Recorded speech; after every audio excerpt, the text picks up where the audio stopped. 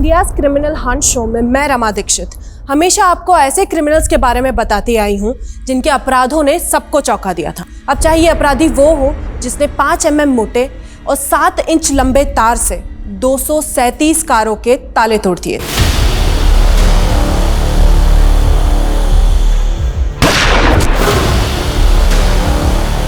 और वो क्रिमिनल भी आपको याद होगा जिसने 900 मीटर लंबी सुरंग खोदकर एक बैंक लूट लिया था, और वो क्रिमिनल भी कम नहीं था जिसको लूडो किंग कहते थे।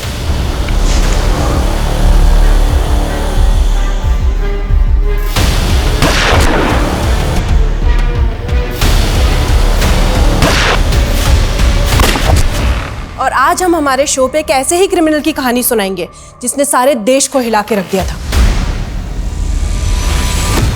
नमस्कार, मैं रेणुका शाह ने क्राइम पेट्रोल सतर्क में आप सबका स्वागत करती हूँ। हमारे किसी पसंदीदा टीवी शो का जब फर्स्ट सेगमेंट मिस हो जाए तो हमें उसका रिकैप देखने की बड़ी दिलचस्पी होती है कि पहले क्या हुआ था, तभी आगे देखने की दिलचस्पी कायम रहती है। पर हमारी असल जिंदगी भी एक कहानी ही है जिसका अतीत हम जरूर जानते हैं, लेकिन अंत क्या होगा हमें नहीं पता होता। लेकिन फिर भी हम अपनी योजनाओं के नए नए प्लॉट गढ़ते हैं, ऐसे ऐसे ब्रेक पॉइंट्स पड़ाव निर्धारित करते हैं और फिर सोचते हैं इसका क्लाइमैक्स एक हैप्पी एंडिंग से भरपूर होना चाहिए। ये कहानी हर घर की है, हर वर्ग की है, सपने और संघर्ष के हर उस ट्विस्ट और टर्न की है जो कभी हमें हंसा देता है, कभी हमें रुला देता है। लेकिन फिर भी हर जिंदगी का एक अलग काल चक्र होता है, एक अलग पृष्ठभूमि होती है, और इस केस की पृष्ठभूमि काल को भी चुनौती देने वाली थी।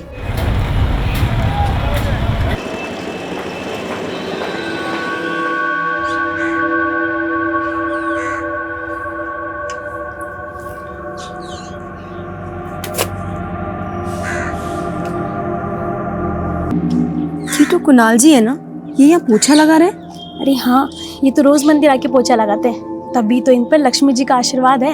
इतनी बड़ी कंपनी के वाइस प्रेसिडेंट, इतनी बड़ी कोठी और इतने रईस होने के बाद भी इनमें जरा भी घमंड नहीं है। इनके तो बच्चे भी काफी होनहार हैं।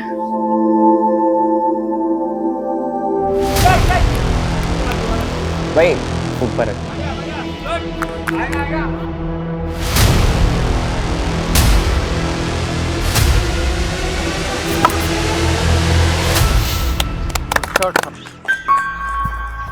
Well played Samarth, well played. Thank you sir. तुमने मुझे बहुत इम्प्रेस किया। You are selected in my cricket team. Thank you sir. देखो, ग्राउंड में तो मैंने तुम्हारी स्किल देख ली, लेकिन ग्राउंड के बाद जब भी तुम्हें मौका मिले ना अपनी स्किल दिखाने का, तो मौका मत छोड़ना। Yes sir.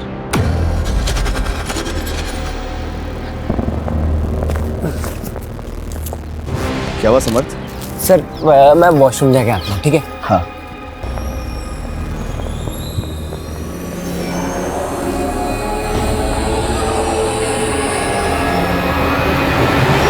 देख Deepti, one thing is clear, एक म्यान में 2 तलवार नहीं रह सकती। सो इट्स बेटर कि तू मेरे रास्ते में ना आए।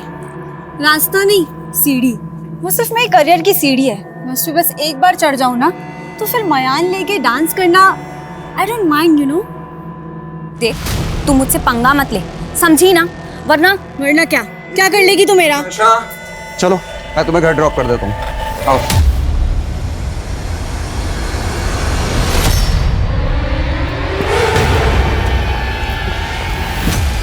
कोच का फेवरेट बनेगा, मेरी जगह लेगा। साले एक से एक गुंडे मेरे दोस्त हैं। ऐसा हाल करूंगा ना, पानी भी नहीं मांगेगा।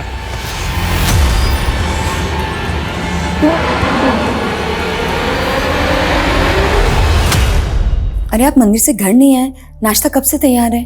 रोशनी, वो आज एकादशी है ना, तो मैं सीधा मंदिर से ऑफिस निकल गया। एकादशी आज नहीं, कल है।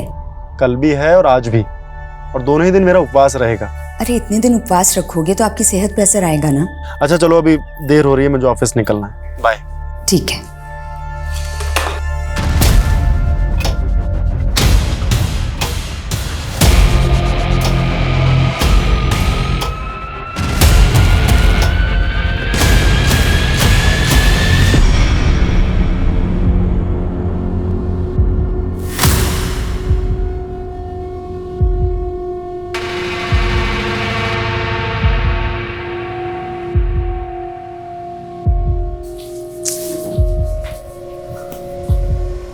क्या हुआ, इतनी परेशान क्यों दिख रही है? माँ नर्वसनेस तो है, लेकिन एक्साइटेड भी हूँ। आपकी बेटी स्टार जो बनने वाली है।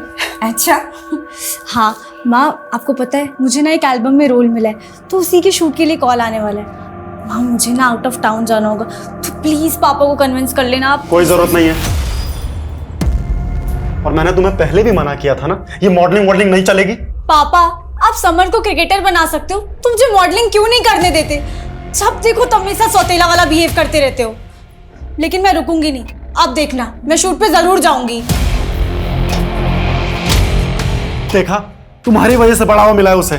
कैसे बात कर रही है मुझसे वो। अरे पर मैं दीप्ति दीप्ति दीप्ति अरे क्या हुआ समर? हाँ समर, क्या हुआ तुझे? बैठ बैठ बैठ। क्या कैसे हुआ? लगी? हाँ बेटा, ये सब ये चोट कैसे लड़ाई लगी क्या है? देख, बोल। हाँ ये सब कहाँ से?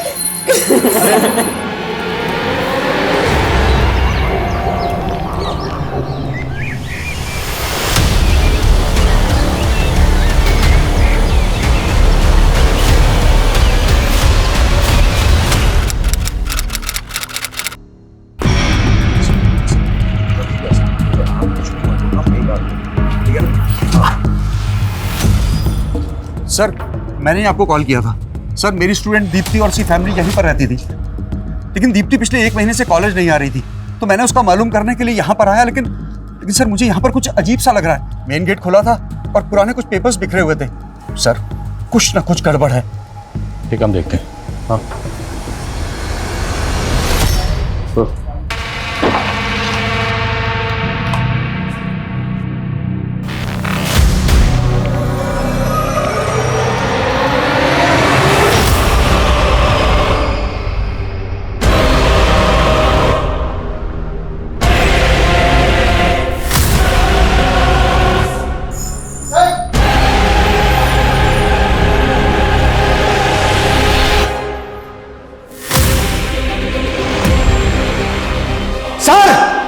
एक यहाँ पे भी है।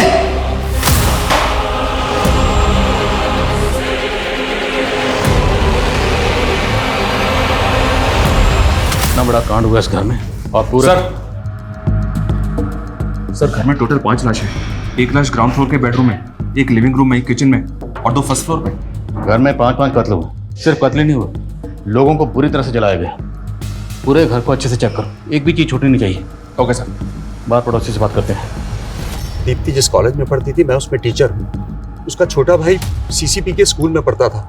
इस घर में दीप्ति के अलावा उसकी दादी और उसके माता पिता रहते थे। घर के अंदर 5 लाशें मिली हुई हैं जो बुरी तरह से जली हुई हैं। आप लोगों में से किसी ने कुछ देखा नहीं, कुछ सुना नहीं? नहीं सर, ये घर हमारे मोहल्ले से काफी दूर है, तो हमें कोई आइडिया नहीं है क्या हुआ। दीप्ति के पेरेंट्स क्या करते थे? सर, दीप्ति के पिता कुणाल जी एक बड़ी कंपनी में वाइस प्रेसिडेंट थे। उनकी वाइफ हाउसवाइफ थी और उनकी माँ ने तो कुछ महीने पहले ही मौन व्रत धारण किया था। उनकी माँ तो हमेशा भगवान के नाम जपती रहती थी सर।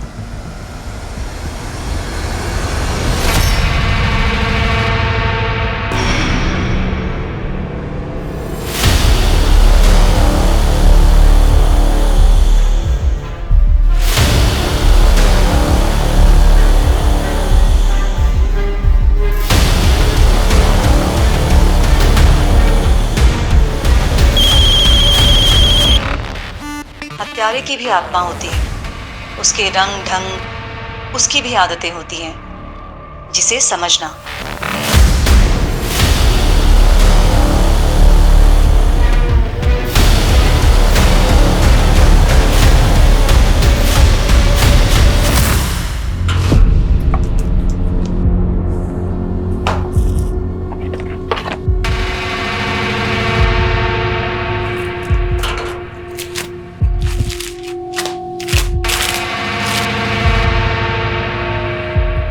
सर, देख के तो ऐसे लग रहा है कि घर में लूटपाट की गई है। अजीब बात यह है कि घर में कहीं भी किसी भी मेंबर का फोटो नहीं है और एल्बम से फोटो भी गायब है। अगर ये सारे कत्ल लूट के इरादे से किए गए हैं तो सवाल ये है कि एल्बम से फोटो किसने गायब किए? और दूसरी बात, मारने के बाद लाशों को इतनी बुरी तरह से जलाया क्यों गया? 5 कत्ल हुए और मरने वालों की फोटो गायब है। कुछ तो अजीब हुआ इस घर में। दुनिया में कई लोग मर के भी अमर हो जाते हैं। उनकी यादें और विचार ही नहीं, उनकी तस्वीरें और मूर्तियां भी प्रदर्शनियों की शान बन जाती हैं। लेकिन ये कातिल कौन था जिसने मरने वालों का अस्तित्व ही नहीं, उनके स्मृति चिन्ह भी गायब कर दिए थे? ये कातिल की सनक थी या कोई योजना जिसने मरने वालों के फोटोज भी गायब कर दिए? और मीडिया ने पुलिस पर इतना प्रेशर डाल दिया कि वो अंधेरे में तीर छोड़ने लगी। इलाके के कई लुटेरे गिरोह और हिस्ट्री शीटर से सलाखें भरने लगी। पुलिस की लाठियां गरजती रही। टीवी की खबरों और अखबारों की सुर्खियों ने इस केस को एक ऐसा फिल्मी ट्रेलर और टीजर बना दिया कि मानो लगने लगा ये दशक का सबसे बड़ा केस था। जी सर, आई नो सर कि जुर्म बहुत संगीन है। सर हम कातिलों को ढूंढने की पूरी कोशिश कर रहे हैं एंड आई एश्योर यू कातिल जो भी है बहुत जल्द सलाखों के पीछे होगा। ओके सर, जय हिंद। एसपी सर ने 2 हफ्ते का वक्त दिया और इन 14 दिनों के अंदर अंदर हमें शर्मा फैमिली के कातिलों को ढूंढकर सलाखों के पीछे डालना है। हम यहाँ कातिलों को ढूंढ रहे हैं सर, लेकिन मीडिया ने इस केस को मास सुसाइड का रंग दे दिया। उनके आर्टिकल के मुताबिक शर्मा फैमिली एक धार्मिक फैमिली थी और किसी अंधविश्वास के चलते इन सबने मिलकर आत्महत्या कर ली। और तो और सर, मीडिया इस केस को हैदराबाद वाली फैमिली के केस से भी जोड़ रही है। It's all rubbish. अगर ये सुसाइड है तो सुसाइड करने के बाद कोई खुद को कैसे जला सकता है? फिर भी पता करो, क्या शर्मा फैमिली किसी बाबा या तांत्रिक वांत्रिक के चक्कर में थी? Yes sir. कुणाल किस ऑफिस में काम करता था, कुछ पता चला? जी सर, विश्वा कंस्ट्रक्शन। कुणाल के ऑफिस, दीप्ति के कॉलेज और स्मर्थ के स्कूल, सब जगह पता करो और इनके रिश्तेदारों से मिलो। अभी तक इन 5 विक्टिम में से हमारे पास किसी की तस्वीर तक नहीं। गाइस लग जाओ, let's crack this case. Yes sir. इतना चुप चुप क्यों है? ऐसा लग रहा है डेट पे नहीं ध्यान शिविर में आए। बिंती, मुझे इस रिलेशनशिप में आगे बढ़ने में डर लग रहा है।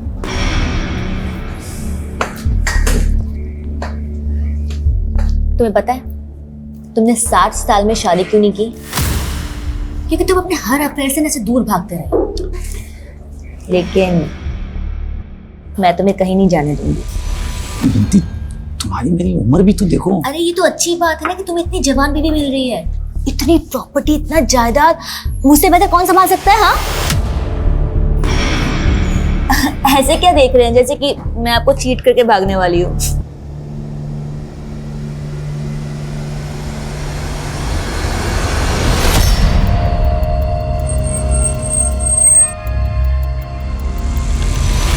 हाँ सर, कुणाल शर्मा हमारी कंपनी के वाइस प्रेसिडेंट थे। मुझे बहुत बुरा लगा जब पता चला कि वो और उनकी फैमिली। कौन होगा जिसने कुणाल और उसकी फैमिली के साथ ऐसा किया? आई मीन कोई झगड़ा या ऑफिस में कोई बिजनेस राइवलरी? नहीं सर, इनफैक्ट उन्होंने तो 3 महीने पहले से ही ऑफिस आना बंद कर दिया था। क्यों? सर करीब 3 महीने पहले एक आदमी ऑफिस आया था। उसका कुणाल सर के साथ बहुत बुरा झगड़ा हुआ था। बहुत हो गया तेरा। आज तुझे तेरे स्टाफ के सामने जलील करूंगा। सतीश, समझ में आएगा तेरे को? चल सतीश, निकल। क्या कर रहे हो तुम?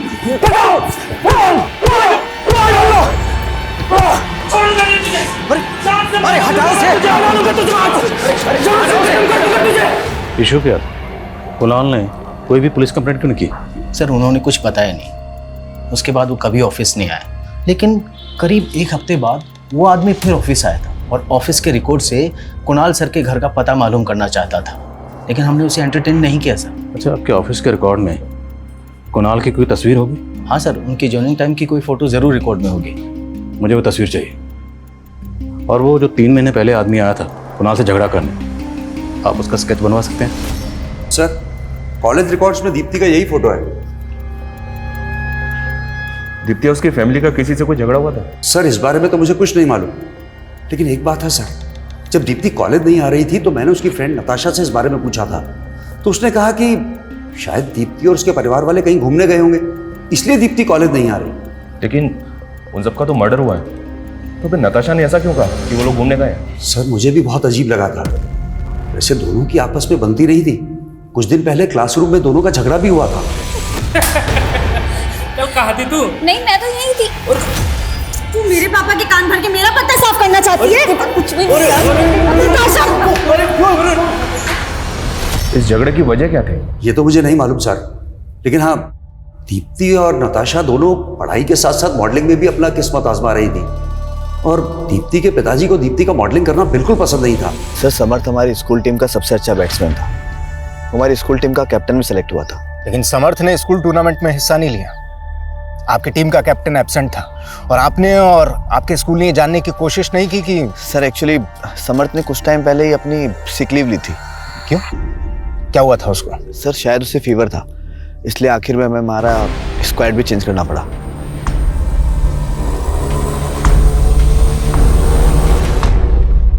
सर मेरे और दीप्ति के बीच में झगड़े होते रहते थे, लेकिन हम फिर भी अच्छे दोस्त थे और दोस्तों में तो ये सब होता रहता है ना। लेकिन जब दीप्ति लगातार कॉलेज नहीं आ रही थी तो तुमने अपने टीचर से ऐसा क्यों बोला कि दीप्ति और उसकी फैमिली कहीं बाहर घूमने के लिए गए, जबकि ये तो पता ही होगा ना तुम्हें कि उन सबकी लाशें मिली उनके घर में। सर मैंने ऐसा कुछ भी नहीं बोला कि वो लोग घूमने गए थे। तो तुम्हारे टीचर हमसे झूठ क्यों बोलेंगे? तुम्हारे टीचर ने हमसे यही कहा है कि तुमने ऐसा ही कहा उन्हें। नताशा कहीं ऐसा तो नहीं कि तुम हमसे झूठ बोल रही हो? सर मैं आपसे झूठ नहीं बोल रही हूँ और मुझे नहीं पता कि संदीप सर आपसे झूठ क्यों बोल रहे हैं।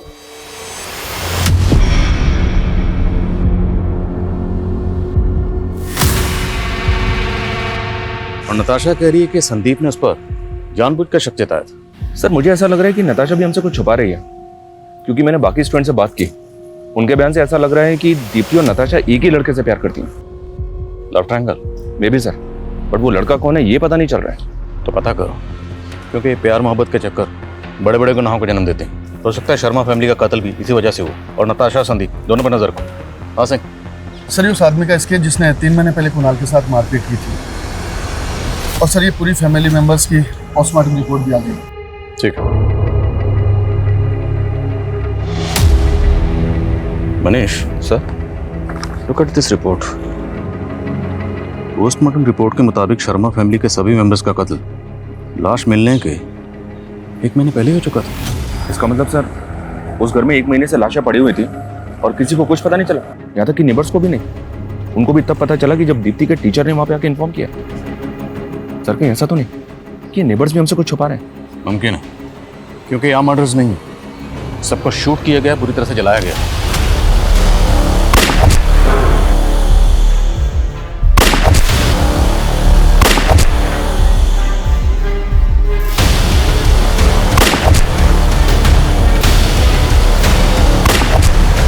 अब इतना तो साफ है, ये मास सुसाइड तो नहीं है, और ना ही इन मौतों की वजह कोई अंधविश्वास है।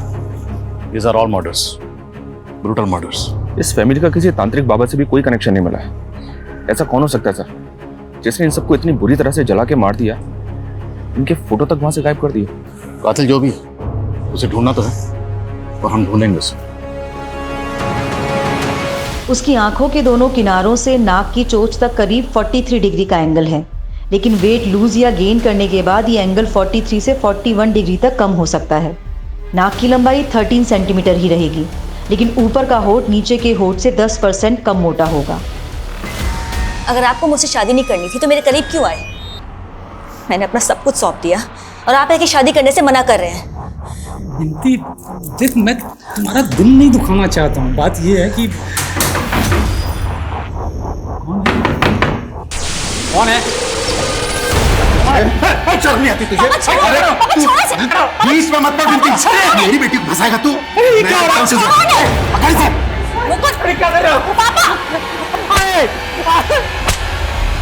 कुणाल, दीप्ति और समर्थ के अलावा समर्थ की माँ की फोटो समर्थ के स्कूल से मिली है, लेकिन कुणाल की माँ उमा की फोटो कहीं से भी नहीं मिल रही। उनकी तस्वीर कहाँ से मिल सकती है? कुणाल का वो मकान पुश्तैनी मकान है, तो रजिस्टर ऑफिस में कांटेक्ट करो, हो सकता है प्रॉपर्टी के रिकॉर्ड पेपर में उनकी तस्वीर मिल जाए। और रोशनी के एक मायके के बारे में कुछ पता चला? सर आस पड़ोस की 2 औरतों ने रोशनी के मायके के बारे में 2 अलग अलग स्टेटमेंट दिए हैं। रोशनी दीदी शायद आगरा की रहने वाली थी, लेकिन आगरा में कहाँ की ये नहीं मालूम। लेकिन रोशनी दीदी आगरा की कैसे हो सकती है? उन्होंने तो मुझे बोला था कि वो कानपुर की रहने वाली है। लेकिन रोशनी ने पड़ोसियों को 2 अलग अलग मायके के बारे में क्यों बताया होगा? सर, समर्थ के स्कूल से पता चला है कि उसने सिक लीव ली थी, लेकिन मैंने शर्मा फैमिली के डॉक्टर से बात की तो उसने बताया कि उसे बुखार नहीं हुआ था, बल्कि वो सोडोमी का शिकार हुआ था। What?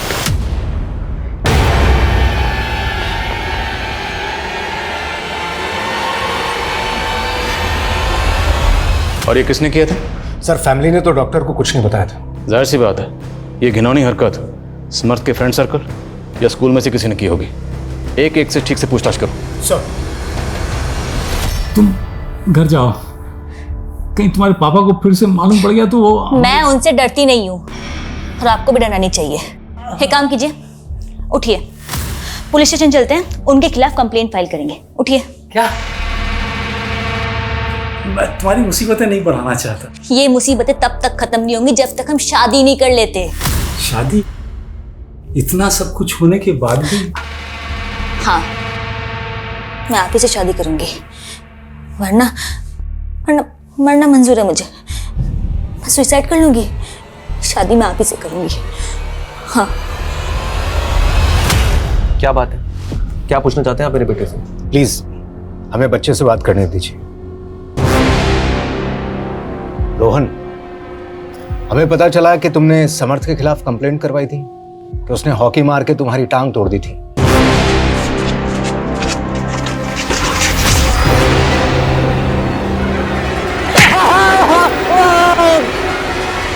हाँ सर, उसने मेरी टांग तोड़ी थी ताकि मैं इंजर्ड हो जाऊं और वो मेरी जगह टीम का कैप्टन बन जाए। और फिर तुमने उसके साथ में क्या किया कि वो स्कूल के टूर्नामेंट में खेल ही नहीं पाया?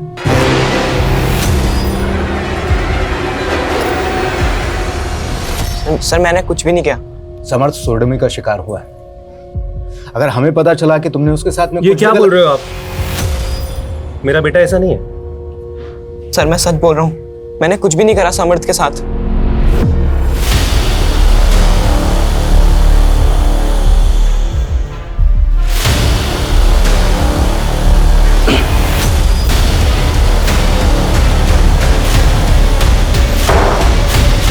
सर मैंने रोशनी के मायके का पता करने की कोशिश की थी।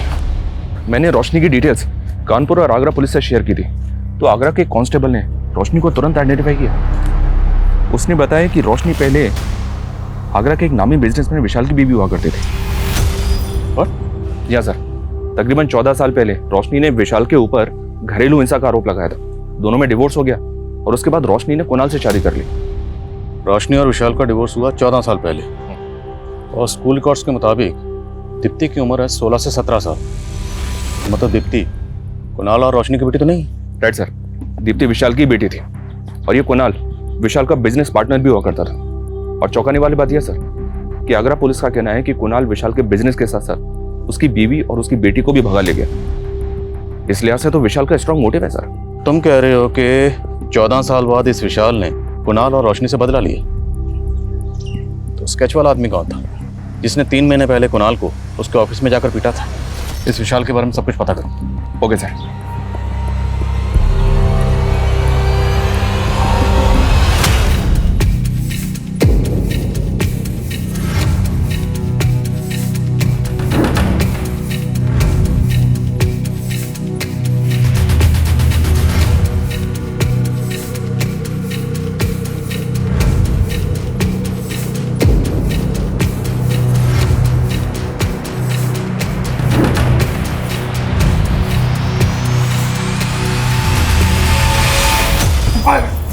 दीप्ति क्या कर रही हो? ओफो, शादी हुई हमारी, अब किस बात का डर? नहीं नहीं, मैं वो जरा लगता है फर्स्ट नाइट की नर्वसनेस है, मैं भी दूर कर देती हूँ। Let's play a game. रोशनी का पहला पति विशाल आगरा से गायब है सर। इसका फोन भी बंद है। तो क्या वाकई विशाल इस क्राइम में इन्वॉल्व है? मालूम करो ये कहाँ गायब है। जी सर। और एक बात, मैं रजिस्ट्रार से मिला तो पता चला कि कुणाल का घर 2 महीने पहले इसकी बीवी रोशनी के नाम पे हो गया।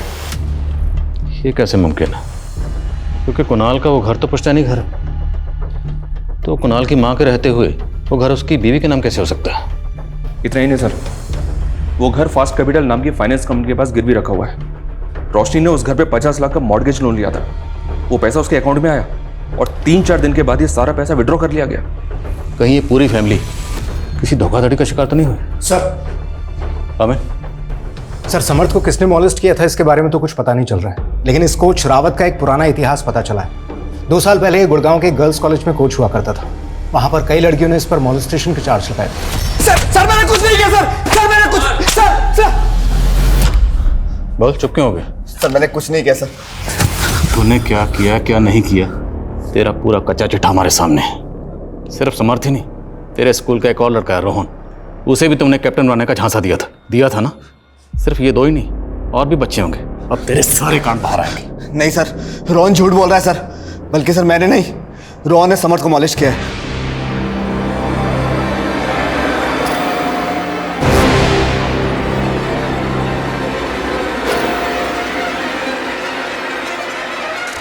रोहन, छोड़ो इसे! छोड़! निकला सर, निकला। तो रोहन के बारे में तुमने पहले क्यों नहीं बताया? सर वो रोहन का बाप बहुत पावरफुल है सर। सर वो समर्थ पे तब से खुंदक खा के बैठा है जब समर्थ ने रोहन की टांग तोड़ी थी।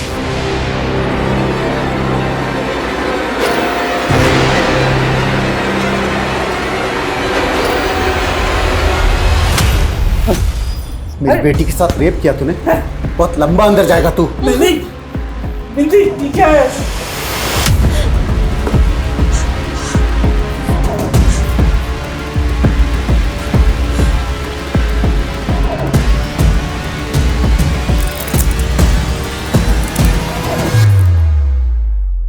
ऐसे क्या देख रहा है बुड्ढे?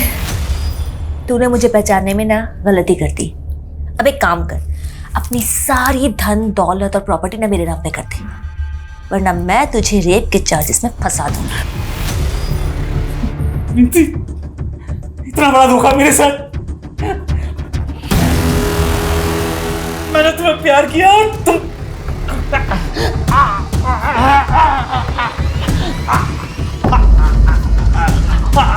इसे तो हार्ट अटैक आ गया। अब क्या करें इसका? हॉस्पिटल लेके चलते हैं, चलो चलो। मुझे पता चला कि आप मुझे आगरा में ढूंढ रहे हैं। मैं लखनऊ गया हुआ था किसी काम से। बताइए क्या बात है? रोशनी आपकी बीवी थी? मुझे पता है कि आप क्या जानना चाहते हैं। हाँ, मैं रोशनी से नफरत करता था, और केवल रोशनी से ही नहीं, कुणाल से भी नफरत करता था। कुणाल और रोशनी के साथ मेरी बेटी दीप्ति भी रहती थी। मैं अपनी बेटी को क्यों मारूंगा? और दीप्ति को खोकर मैं पहले से ही सकते में था। उस रोशनी ने मेरी बेटी को मुझसे छीन लिया। इन पिछले 14 सालों में आप कभी भी अपनी बेटी दीप्ति से मिले थे? दीप्ति से तो क्या, मैं कुणाल और रोशनी से भी इन 14 सालों में कभी नहीं मिला। और मुझे तो ये भी नहीं पता था कि वो लोग रहते कहाँ पर है। एग्जैक्टली, यही पता करने के लिए तो इस आदमी को भेजा था कुणाल के ऑफिस में। इनफ इंस्पेक्टर, अगर आपके पास कोई सबूत हो ना तो मुझसे बात कीजिएगा। मेरा किसी क्राइम में कोई इन्वॉल्वमेंट नहीं है। फिलहाल जा सकते हो, लेकिन याद रखना गायब होने की गलती मत करना, वरना पछताओगे। नजर रखो इस पे। शर्मा फैमिली का कत्ल 8 बोर की पिस्टल से हुआ था। पता करो इसके जानने वालों में कौन ऐसा है जिसे 8 बोर की पिस्टल प्रोवाइड करवा सकता है। सर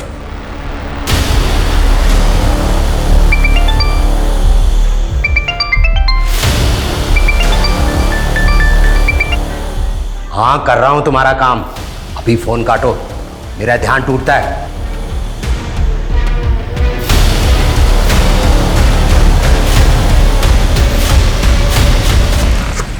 ये फाइल अभी भिजवा दो। सर, कुणाल को जिस आदमी ने ऑफिस में जाके पीटा था, फरीदाबाद थाने से उसका क्रिमिनल रिकॉर्ड मिला। सतीश जोगी नाम है इसका। ड्रग पेडलिंग के जुर्म में अरेस्ट भी हो चुका है।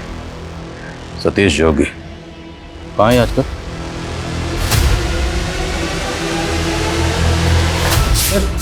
सर मैंने कुछ नहीं किया सर। तूने कुछ नहीं किया? हाँ, तो तू कुणाल के ऑफिस में जाकर उसे धमकाता क्यों था? उसके साथ झगड़ा क्यों करता था? और तू कुणाल का एड्रेस क्यों पता कर रहा था? क्या नफरत थी तेरी उससे? कोई नफरत नहीं थी सर मेरी उससे। कुणाल एक इवेंट ऑर्गेनाइज वाली कंपनी शुरू करने वाला था। उसमें पैसा इन्वेस्ट किया था मैंने, मेरा शेयर लगा था उसमें। लेकिन फिर ड्रग के केस में मैं अंदर चला गया और बाहर आने पर कुणाल मुझसे पल्ला झाड़ने लगा।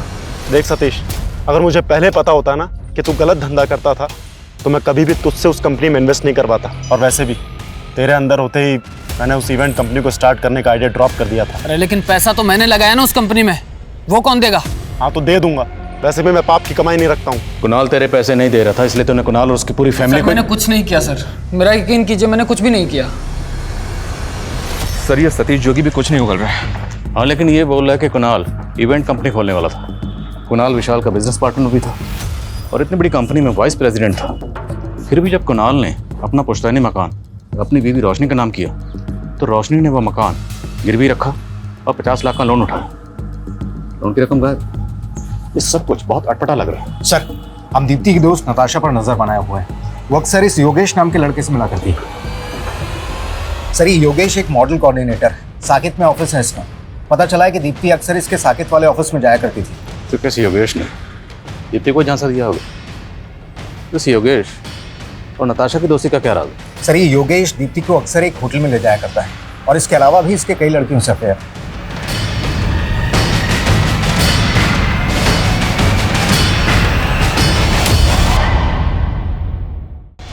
सर, मैं मानता हूं कि मैंने दीप्ति को एक मॉडलिंग असाइनमेंट दिलवाया था, लेकिन उसकी पूरी फैमिली मारी गई, तो इसमें मेरा क्या कसूर है सर? तो क्या करता है सब पता कर लिया हमने। तो ये बता कि 16 सितंबर को दीप्ति को होटल में क्यों बुलाया था?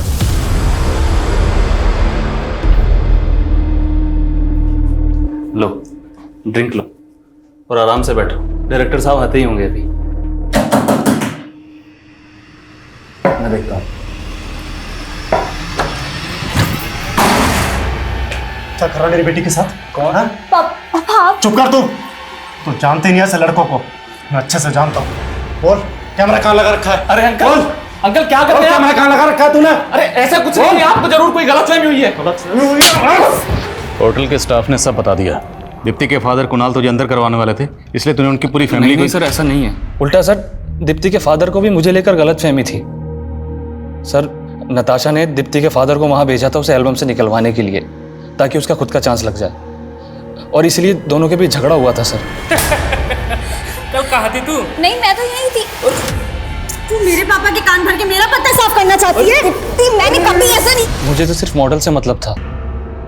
दीप्ति के फादर उसे रोक रहे थे, इसलिए वो रोल में नताशा को दिलवा रहा था। रोल दिलवा रहे थे या? सर, वो अपनी मर्जी से मेरे साथ रिलेशन में थी, लेकिन सर दीप्ति से उसके बहुत चिढ़ थी, और इसके अलावा मुझे कुछ नहीं पता सर, मैं सच कह रहा हूँ।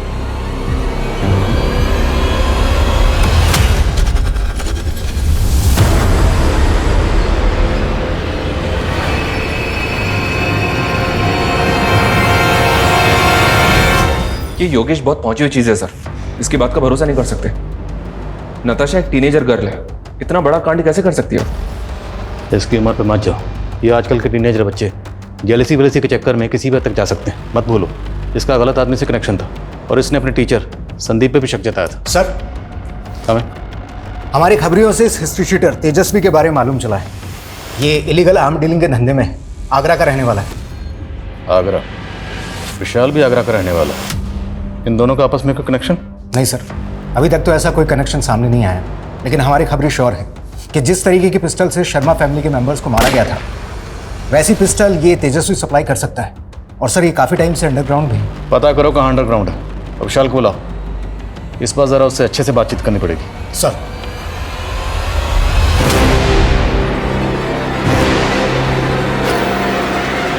मैं किसी तेजस्वी को नहीं जानता, और अगर वो आगरा का रहने वाला है तो क्या वो मेरा आदमी हो गया? आगरा में आपके कामों की पूरी फहरिस्त है हमारे पास, सारे कारनामे जानते हैं। काम तो प्रॉपर्टी डीलर का है, लेकिन प्रॉपर्टी खाली करवाने के लिए गुंडे भेजते हो ना। कौन से गुंडे? और कोई सबूत है आपके पास? कहाँ है मेरा बेटा? आप लोग मेरे बेटे को उठा के लाए हो ना? क्या बोल रहे हैं? कहाँ है मेरा बेटा? झूठ मत बोलो, मुझे पता है मेरा बेटा। बोल क्या? एक मिनट, क्या बोल रहे हैं आप? झूठ मत बोलो, मुझे पता है आराम से अंदर है। आप आराम से बात कीजिए। अंदर क्यों उठा के लाए मेरे बेटे को? क्या हुआ? एक तो गलत तरीके से मेरे बेटे को गायब कर दिया, और झूठा रिमांड लेकर के उससे गुनाह कबूल करवाना चाहते हैं। आपको गलत कोई गलतफहमी नहीं हुई है, मुझे पता है मेरा बेटा अंदर है। मैं रुकने वाला नहीं हूँ, मैं मीडिया में जाऊंगा। मैं छोड़ूंगा नहीं किसी को, बता रहा हूँ। मैं छोड़ूंगा नहीं किसी को, मैं मीडिया में जाऊंगा, मैं बता रहा हूँ। पक्का ये ड्रामा कर रहा है, किसी ने अपने बेटे को गायब किया होगा। पता करो रोहन कहाँ। Okay sir.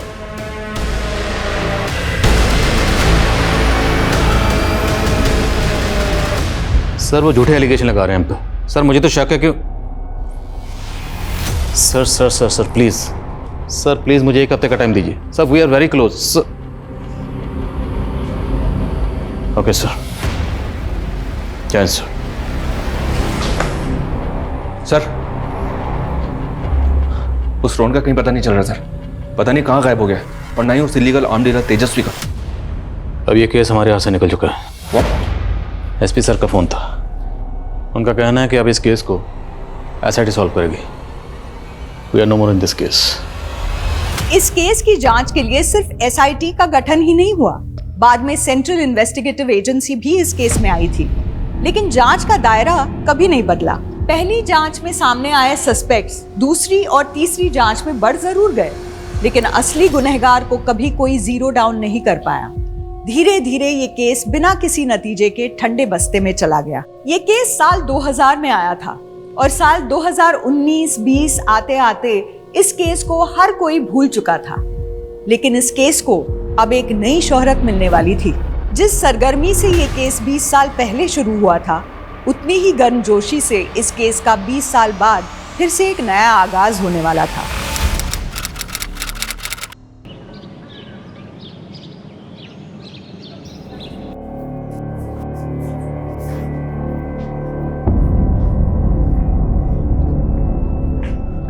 अरे भाई क्या कर रही हो मधु? आपको तो अपनी ड्यूटी से फुर्सत ही नहीं है। हर साल कहते हैं घुमाने लेकर जाएंगे, लेकिन लेके जाते ही नहीं है। इसलिए हमारे पुराने ट्रिप की फोटोज देख रही हूँ। चलो भाई, अच्छा ही है कि तुम तो पुरानी यादें संभाल रही हो। एक मिनट।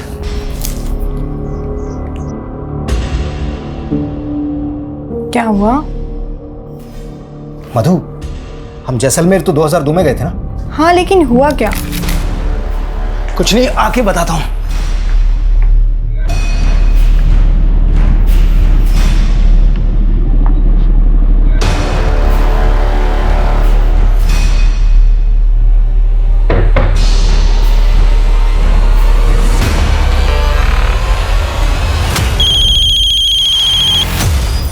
हेलो, जय हिंद सर।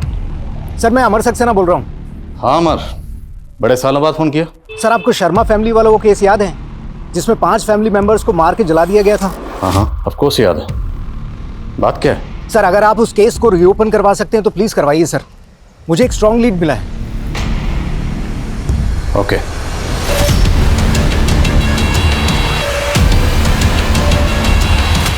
रमा, ये सरिता जी क्रिमिनल साइकोलॉजिस्ट हैं। इन्होंने इस केस पर बड़ी तफसील से काम किया। सर अब अगर ये हमारे शो में आएंगी तो हमारे शो की एनर्जी बिल्कुल अलग ही हो जाएगी। Hope so. लेकिन स्कल्प्टर सर, ये संतराज शब्दों को शक्ल देने में माहिर है। सरिता जी। सर मेरी ब्रीफिंग तैयार है। इस केस को स्टडी करने के बाद जितना मैं क्रिमिनल की मनोदशा को समझ पाई हूँ, उसके अकॉर्डिंग क्राइम करने के बाद वो अगर गायब भी हुआ होगा तो तकरीबन 50 किलोमीटर के दायरे में कहीं रह रहा होगा, और मौजूदा वक्त में वो कैसा दिखता है इसका भी मैंने ब्रीफ रेडी कर लिया। लेकिन आपके शब्दों को शक्ल देने के लिए मुझे वक्त लगेगा। आपके पास जो भी ब्रीफ तैयार है रिकॉर्ड करके दे दीजिए। जी। कितना वक्त लगेगा? कह नहीं सकता। कलाकार कल कल करते हुए सदिया बिता देता है और कलाकृति बनती नहीं। कलाकार साहब, आपके पास वक्त की कमी नहीं होगी, पर हम कानून के रखवाले हैं। हमें इंसाफ दिलाना होता है। ये शो अगले 14 दिनों में टेलीकास्ट होगा, तब तक सब कुछ क्लियर हो जाना चाहिए। जी। हम आज हमारे शो में पहली बार लाइव आकर एक क्रिमिनल की तलाश करने वाले हैं। ऐसा आज तक पहले किसी क्राइम शो में नहीं हुआ है। और हमारी आज की स्पेशल गेस्ट हैं क्रिमिनल साइकोलॉजिस्ट सरिता सचदेवा जी, जिन्होंने 20 साल पहले गायब हुए एक क्रिमिनल की ऐसी रुखरेखा तैयार करी है जिसे हमारे स्कल्प्टर संतराज जी ने एक मूर्ति में गढ़ा है। इसके पीछे उसी क्रिमिनल का चेहरा छुपा है जो 20 साल पहले हुए शर्मा फैमिली मर्डर केस का प्राइम सस्पेक्ट है।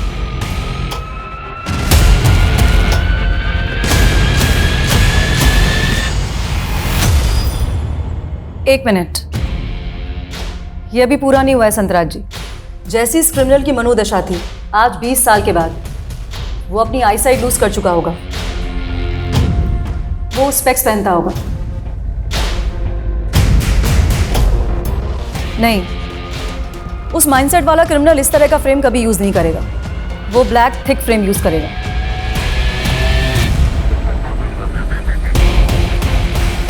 परफेक्ट। ध्यान से देखिए, यही है वो क्रिमिनल जो शायद आजकल आपके आसपास, आपके गली मोहल्ले या सोसाइटी में या ऑफिस में हो। अगर आपने ऐसे दिखने वाले किसी भी शख्स को कहीं देखा है या जानते हैं तो नीचे दिए गए नंबर पर तुरंत हमें कांटेक्ट कीजिए। हेलो, आपने शो में जिस आदमी की मूर्ति दिखाई है वैसे ही एक आदमी को मैं जानती हूँ।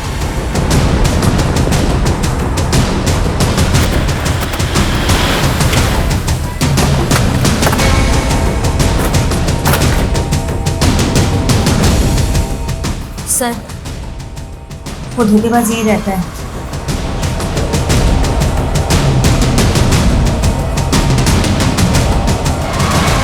मुकुंद श्रीवास्तव और कुणाल शर्मा, बहुत लंबा इंतजार करवाया तूने। 20 साल 20 साल पहले अगर डीएनए प्रोफाइलिंग कर पाना मुमकिन होता तो ये केस 20 साल तक अनसॉल्व ना रहता। खैर, उन 5 बॉडीज के रिमेन्स आज भी प्रिजर्व करके रखे हुए हैं। उनमें से तुम्हारी माँ उमा जी के डीएनए को तुम्हारे डीएनए से मैच करके देखेंगे, फिर दूध का दूध पानी का पानी हो जाएगा। उम्र के आखिरी पड़ाव में हो, बोलो सच क्या है? मैं बहुत बड़ा रईस बनना चाहता था। बहुत बड़ी कंपनी में वाइस प्रेसिडेंट होने के बावजूद भी मैं कई बिजनेस करना चाहता था। इसलिए मैं अपना सेविंग्स को कभी स्टॉक मार्केट में इन्वेस्ट कर देता या कभी किसी नए बिजनेस में, लेकिन मेरा पैसा डूबता ही चला गया। बहुत बड़े कर्ज में आ गया मैं। कहीं लेनदार मेरे कर्ज की वजह से मेरा घर ना हड़प लें, इसलिए घबरा कर मैं घर अपनी बीवी के नाम कर दिया मैंने। और तुम्हारी बीवी रोशनी ने उस घर को गिरवी रखकर 50 लाख का लोन लिया था। वो लोन की रकम कहाँ गई? उसी 50 लाख से मैंने अपना काफ़ी कर्ज चुकाया, लेकिन फिर भी काफ़ी कर्ज बचा रह गया। मैं बहुत तंग हो गया था। मैंने सोचा कहीं मेरी वजह से मेरे परिवार की खुशहाली न छिन जाए, वो सड़क पे ना आ जाए। तभी मैंने फैसला किया कि मैं अपने परिवार को मार दूं, तो कम से कम ऊपर वाला उन्हें स्वर्ग तो देगा। और उन्हें मारने के लिए तूने पिस्तौल तेजस्वी से खरीदी थी। मैं विशाल के साथ काम करता था, तभी मेरी मुलाकात तेजस्वी से हुई थी। हत्या से 15 दिन पहले तेजस्वी ने मेरे लिए पिस्तौल का इंतजाम किया था। पैसे?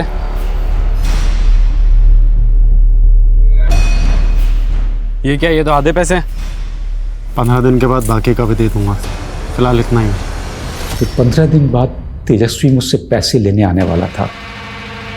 मैंने तय किया कि उसी दिन मैं अपने परिवार को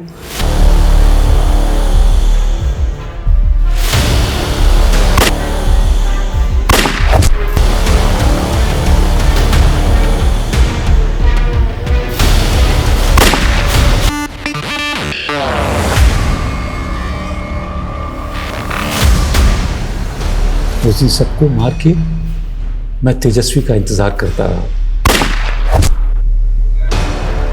तो तूने अपनी जगह तेजस्वी को मार दी?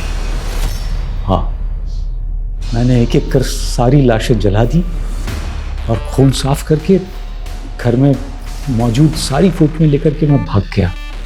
जगह जगह मैं बहुत भटका। आखिरकार मैंने अपनी नई पहचान बना ली, मुकुंद श्रीवास्तव। मैंने एक छोटी सी नौकरी पकड़ी और साइड में अपना बिजनेस शुरू कर दिया। वहीं से मेरी किस्मत का चक्का चल पड़ा। लेकिन मैं अकेला था। विनती आई, मेरी पत्नी, लेकिन उससे मुझसे नहीं मेरी दौलत से प्यार था, इसलिए मुझे पकड़वाया। बहुत कमीनी थी वो। सबसे बड़ा कमीना तो तू है। कमीना और खुदगर्ज, जिसने अपनी पूरी फैमिली को मार दिया। अपनी बीवी को, अपने छोटे छोटे बच्चों को, यहाँ तक कि अपनी माँ को भी। सिर्फ मारा ही नहीं, उन्हें पूरी तरह से जला दिया। तेरे पाप इतने घिनौने हैं ना, तुझे नर्क से भी धक्के मारकर बाहर निकाला जाएगा।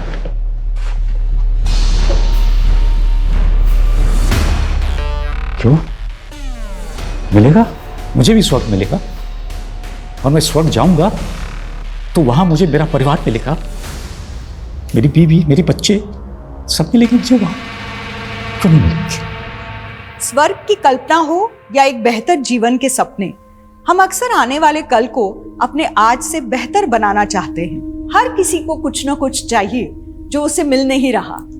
माना हमें अपनी उम्मीदें हमेशा जिंदा रखनी चाहिए, लेकिन किसी और को नाउम्मीद करके, किसी और की खुशियां रौंद के, उनकी लाशें बिछा के हम कभी किसी कामयाबी की सीढ़ी नहीं चढ़ सकते।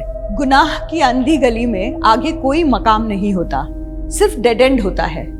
एक अंतहीन सजा होती है और कभी न खत्म होने वाला आत्मविलाप होता है। इन्हीं विचारों के साथ अब मैं रेणुका शाहने आपसे विदा लेती हूँ। हम फिर मिलेंगे ऐसी एक कहानी के साथ जो रखेगी आपको सतर्क और जिंदगी को सुरक्षित। तब तक अपना और अपने परिवार का ख्याल रखिए और देखते रहिए क्राइम पेट्रोल सतर्क। जय हिंद।